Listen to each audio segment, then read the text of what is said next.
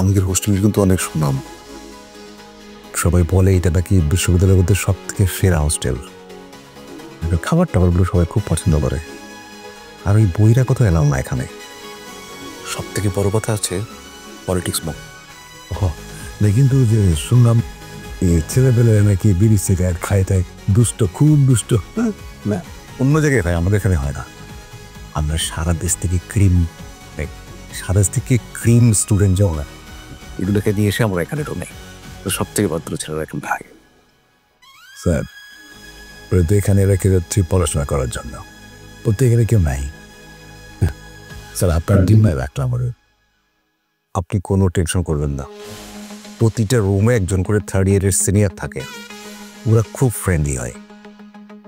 ওই যখন third year fourth year উঠবে তখন ওর বন্ধুরা ওর সাথে থাকবে।